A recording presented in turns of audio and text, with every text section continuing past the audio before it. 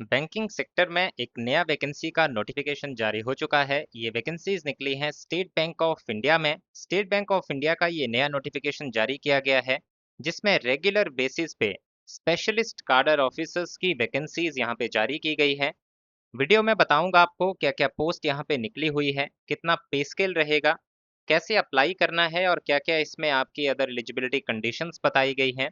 तो सबसे पहले जैसे कि आप देख सकते हैं, एसबीआई बैंक का ये रिक्रूटमेंट नोटिफिकेशन है जो जारी किया गया है एसबीआई बैंक की ऑफिशियल वेबसाइट पे, जिसकी जानकारी आप इनकी वेबसाइट पे भी चेक कर सकते हैं। और अगर आप ये नोटिफिकेशन डाउनलोड करना चाहते हैं तो इसका पीडीएफ आप हमारे टेलीग्राम चैनल से डाउनलोड कर सकते हैं।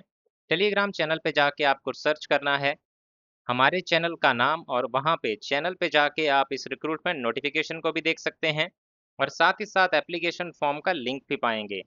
यहाँ पे बात करें कौन सी पर्टिकुलर पोस्ट यहाँ पे निकली हुई है, तो स्पेशलिस्ट कार्डर ऑफिसर्स में बैंक मेडिकल ऑफिसर की वैकेंसी यहाँ पे जारी की गई है, जिसके लिए आपकी एज 35 साल से कम होनी चाहिए।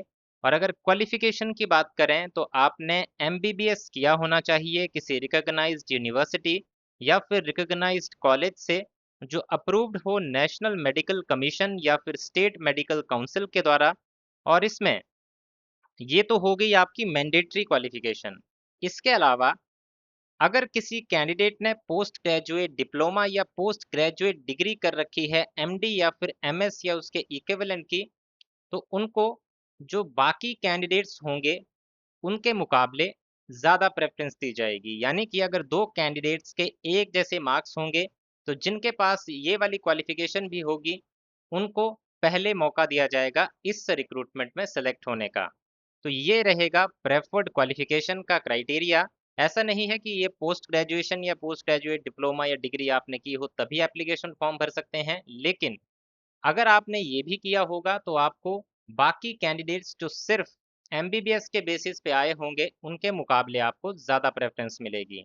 एक्सपीरियंस की बात करें तो जिनके पास एमबीबीएस की ही डिग्री होगी उनके पास 5 साल का एक्सपीरियंस एज जनरल प्रैक्टिशनर होना चाहिए, और जिनके पास पोस्ट ग्रेजुएट डिग्री है उनके पास मिनिमम 3 साल का एक्सपीरियंस एज जनरल प्रैक्टिशनर होना चाहिए।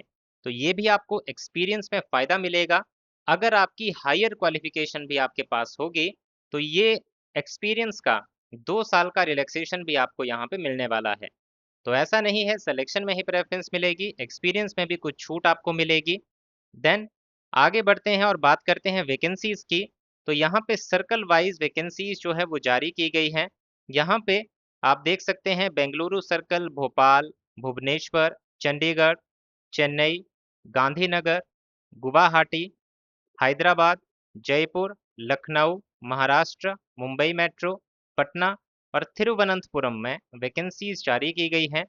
अब यहाँ पे आप एक चीज़ देखेंगे कि यहाँ पे लैंग्वेज वाला सेक्शन भी आपको दिखेगा, जिसमें बताया गया है कि कौन कौन सी लैंग्वेज यहाँ पे होनी चाहिए आपके पास। यानी कि एक आपका आगे जाके लैंग्वेज प्रोफिशिएंसी टेस्ट भी होगा।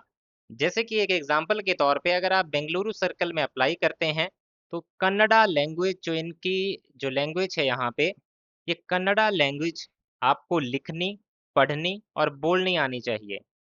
या तो इसको एज अ सब्जेक्ट आपने 10th क्लास में पढ़ा हो या फिर 12th में, या फिर आपने अगर दोनों ही क्लासेस में नहीं पढ़ा है तो बैंक के द्वारा एक लैंग्वेज प्रोफिशिएंसी टेस्ट होगा, वो आपको पास करना होगा।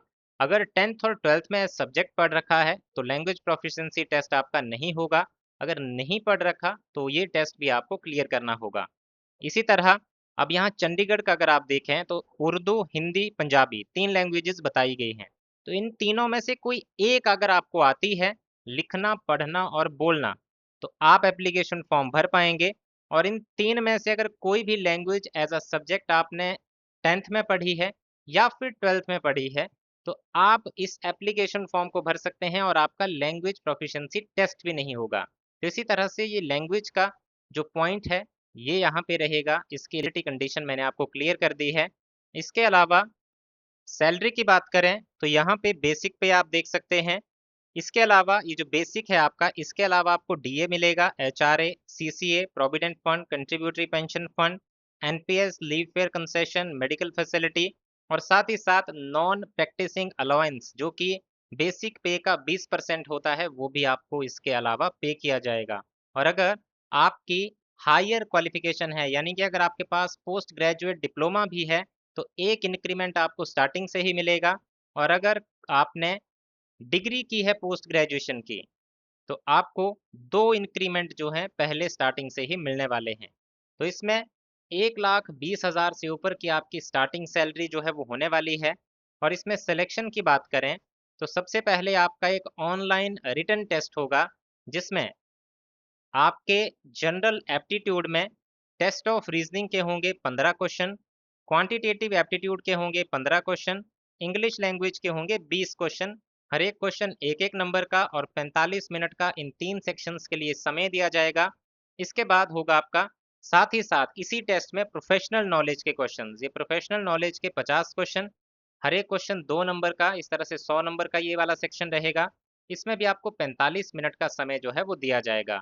ये जो ऑनलाइन रिटन एग्जामिनेशन आपका होगा, इसमें जो जनरल एप्टीट्यूड वाला ये सेक्शन है, जिसमें रीजनिंग, एप्टीट्यूड और इंग्लिश लैंग्वेज के क्वेश्चंस हैं, ये जो आपका 50 नंबर का पोर्शन रहेगा, इसमें सिर्फ आपको क्वालिफाई होना है।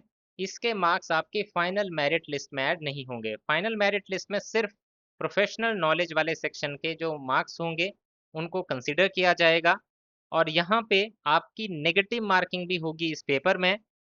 इसके बाद इंटरव्यू कंडक्ट होगा, जो होगा आपका 100 नंबर का। फाइनल मेरिट लिस्ट में वेटेज रहेगी रिटन टेस्ट की 70% की और इंटरव्यू की 30% की। और लोकल लैंग्वेज प्रोफिशिएंसी टेस्ट का क्राइटेरिया मैं आपको पहले ही एक्सप्लेन कर चुका हूँ। अब सिलेबस की बात करें प्रोफेशनल नॉलेज वाले सेक्शन के लिए, तो सिलेबस आपको इसी नोटिफिकेशन के पेज नंबर 9, पेज नंबर 10 इन पे आपको मिल जाएगा। नोटिफिकेशन का पीडीएफ आप हमारे टेलीग्राम चैनल से डाउनलोड कर सकते हैं। और इसमें इंपॉर्टेंट डेट्स की बात करें कि कब से लेके कब तक एप्लीकेशन फॉर्म आप भर सकते हैं, तो लास्ट डेट है एप्लीकेशन फॉर्म को सबमिट करने की 14 जुलाई 2026 की। 14th of July 2026 is the last date for applying online for filling your application form through SBI Bank official website, and link will also be available on our Telegram platform Telegram channel, link for which is available in the description of this video. So यही था आज की इस video में। I hope आपको ये पूरी information अच्छे से समझ आ चुकी होगी। अगर आपका कोई भी डाउट है, कमेंट कर सकते हैं आप। और इसी तरह की ऑल इंडिया गवर्नमेंट जॉब्स की जानकारी अगर आप आगे भी रोज़ाना पाना चाहते हैं, जिसमें हम जानकारी देते हैं गवर्नमेंट ऑफ इंडिया के डिफरेंट डिफरेंट डिपार्टमेंट्स में निकली हुई वैकेंसीज़ की, सेंट्रल गवर्नमेंट जॉब्स की या स्टेट गवर्नमेंट जॉब्स की, तो हमारे इस यूट्यूब चैनल को आज ही सब्सक्राइब कर लें और बेल आइकन प्रेस करके ऑल नोटिफिकेशन ज़रूर सेलेक्ट कर लें।